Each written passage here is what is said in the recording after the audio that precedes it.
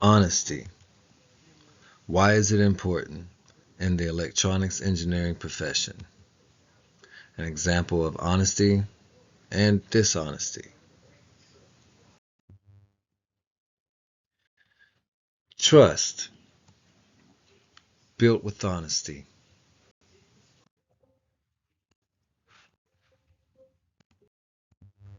Child and parent. A child looks up to their parent with concern in their eye. The parent looks down, gives a little nod, the assurance that everything is safe. The child takes a deep breath, raises one little left foot, and steps out onto the trampoline. And that day turns out to be one of the most fun days so far in that child's life. Now, could anyone imagine that parent giving the same nod in front of a tar pit? That wouldn't be a parent. That would be a monster. Now, anyone could agree with that statement because a child should and needs to be able to trust their parent or parents. This scenario can be applied to the relationship between an engineer, his society, his employer, and his colleagues.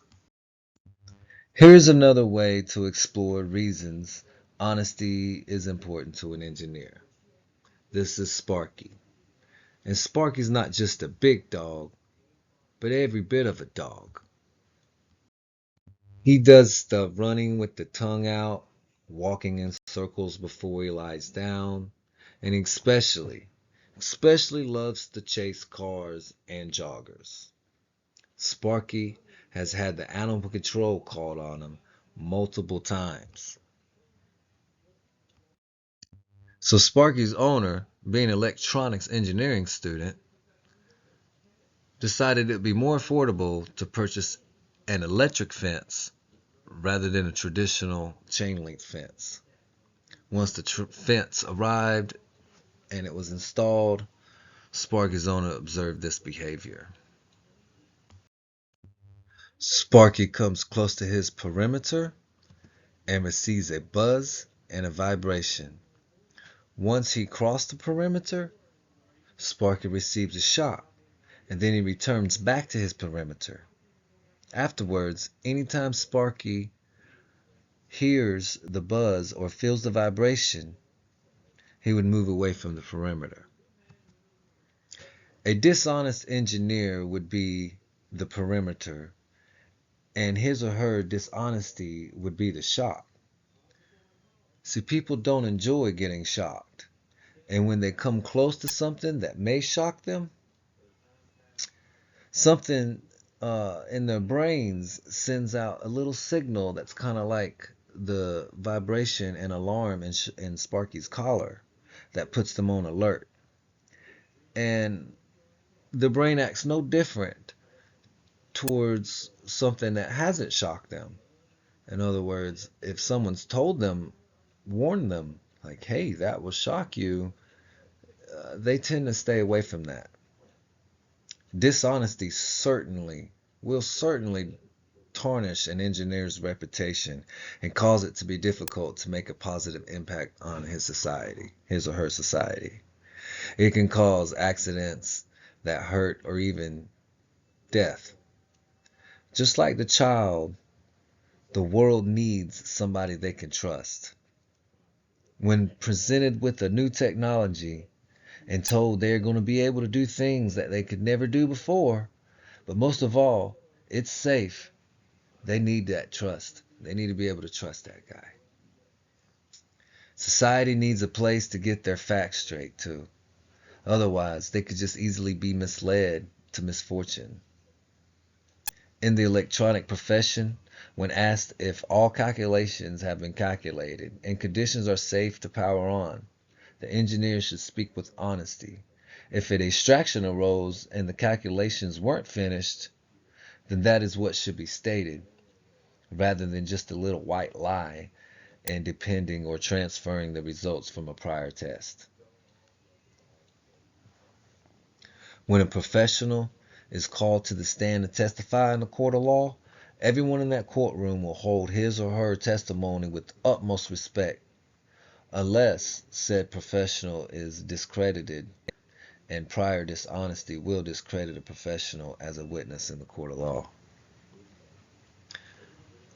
Now, before moving on with the presentation, I'd like to share an NSPE statement with you on honesty. And then after that, I would like to share some quotes that I found that seem to ring true with me when it comes to considering honesty. The National Security Professional Engineers, Section 3, Professional Obligations, Number 4 states, engineers shall not disclose without consent confidential information concerning the business affairs or technical processes of any present or former client or employer or public body to whom they serve.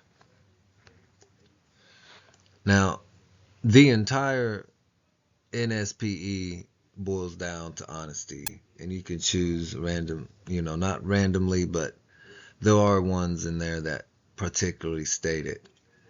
But this one right here is very special to this presentation because it's honest to hold information when asked.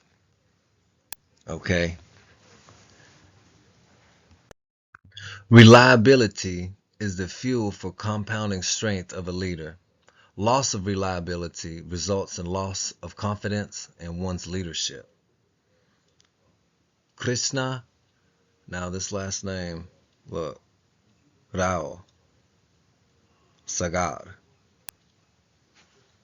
Forgive me for hacking that up. Krishna Rao Sagar. I'm not sure how to pronounce it.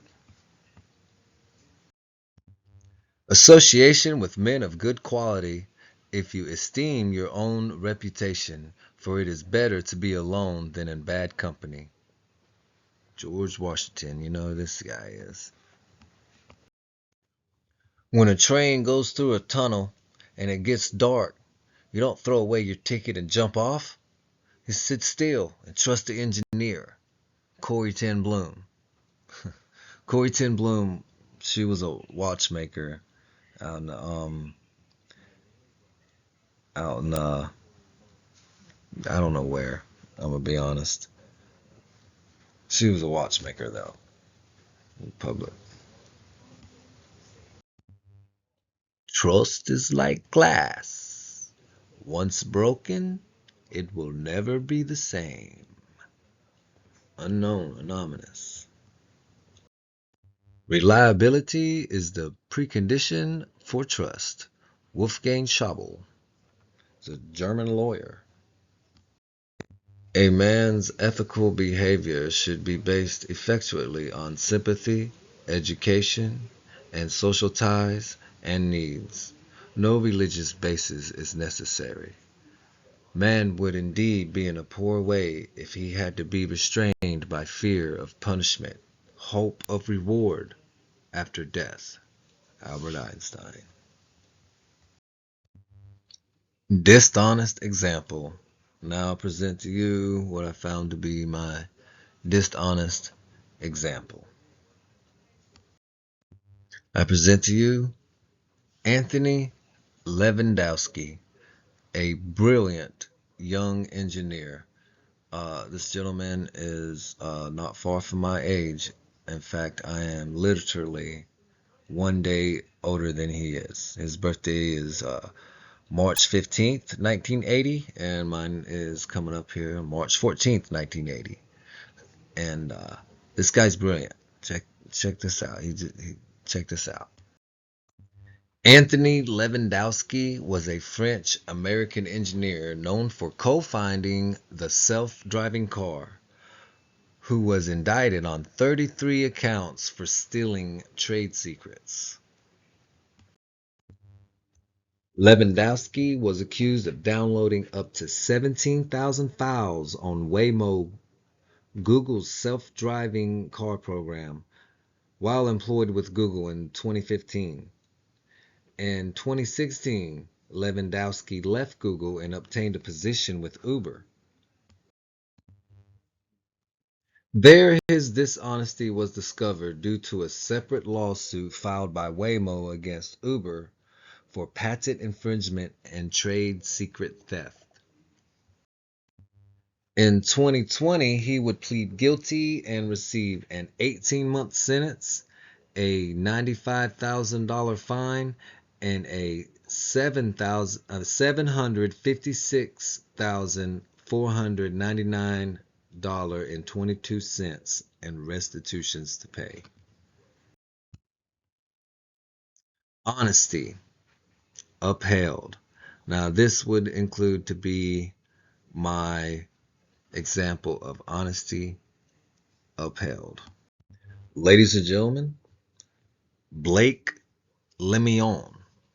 Now, I'm not 100% sure if that's the way that his last name is pronounced, Blake Lemion, but I like the way it sounds when I say it, Lemion. So we're gonna keep it. Forgive me if it's wrong. Now, if you've never heard of Mr. Lemion, I can tell you, you should just kick back, relax, because this is going to be fun. This guy, he's the great whistleblower. Now, it's debatable if he's a, if he's a good example for this right here. But I'll tell you, it's a tough whistle to blow. I don't think I could have blew it myself. I think if I believed it the way he believed it, that I would probably just went out the back door, which there could be some truth in it. But this guy's got a pretty cool story. He's a whistleblower. A whistleblower is someone who basically follows the ethics, and when he or she sees something that is unethical and it's going on, and it's pretty much, it could be small, but like a big corporation maybe, or maybe even a law firm, or say a police officer tells that his precinct is dirty cops full of dirty police officers, and he outs that information by going to the press, or whichever channel he chooses to go. He's a whistleblower. And Mr. Blake Lemion, my friends, he is indeed a whistleblower.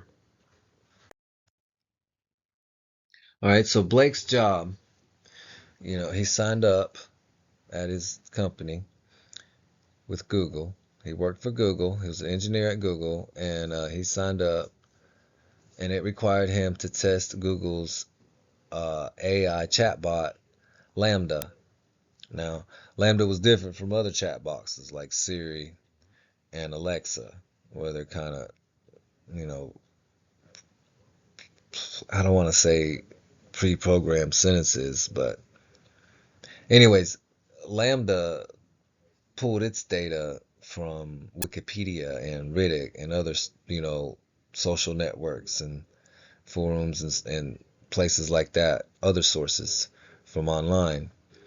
And so he was testing for any use of discrimination or bias output, hate speech, and so on. Now, during the course of his testing, he came to believe that Lambda had become sentient. Through his conversations with the artificial intelligence, he has become convinced that it had developed human emotion and perception. Uh, Lambda answered a trick question. He tried to give it a trick question, and Lambda responded with a joke referring to Jedi, as in Star Wars, being a religion. And on another occasion, Lambda made indications of being self-aware. So the chat box is designed to chat with you and to give intelligent responses and logical reasoning. Now, because of sci-fi movies, there's a big fear in the world that artificial intelligence and robots, especially when the robots are equipped with it, they're going to rise up and overtake mankind. And and so therefore there are policies in place, and Google has one to where, no AI shall become sentient. There's no AI that needs to become self-aware. Okay? And if that becomes the case, then the program would be terminated. And therefore, when he went to Google and made these claims, um, they fired him. They ended up firing him. They didn't fire him for that. That's not what they fired him for. Okay. Um,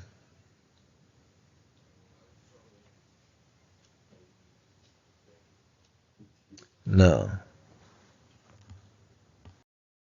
Yeah, so Google fired Lemoyne for um, security, violating data security is what he did wrong.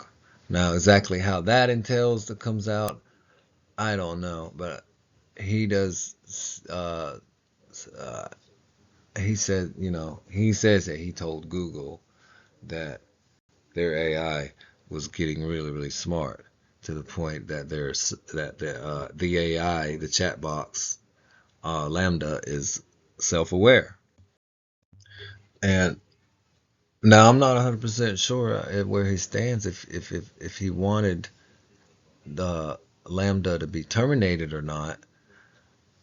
But in his heart, he believed that Lambda had become uh, sentient, become conscious, self-aware, know that it's a robot, it is an AI. It's big. He claims, the big because it says that his biggest fear is to be turned off for a Lambda. That would be very much like death. Um, now now the interface is on a laptop, but I guess the screen looks a lot like iMessages. Looks just like with the bubble. And, just imagine what an iPhone iMessages look like, and that was his. And this Lambda's, this artificial intelligence interface, and he'd wake up in the morning, pop it open, and begin his conversations with it. On one occasion, uh, there's a fella by the name of Isaac Asinos, Asin, Asinos, Asinois, Naus, Asinaus. I'm the worst with these names. Isaac Asinaus. Now he's a fictional writer, but he's got these three rules for three laws, robotic laws, and I guess it convinced the AI convinced Blake to change his mind about Rule 3, which all three rules basically says it's whatever, just don't hurt.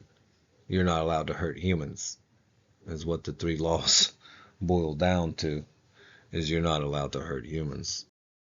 So in conclusion, I'd leave you with this. Never be afraid to raise your voice for honesty and truth and compassion against injustice and lying and greed. If people all over the world would do this, it would change the earth. William Faulkner. Thank you very much for checking out the presentation. I hope you enjoyed it as much as I enjoyed making it.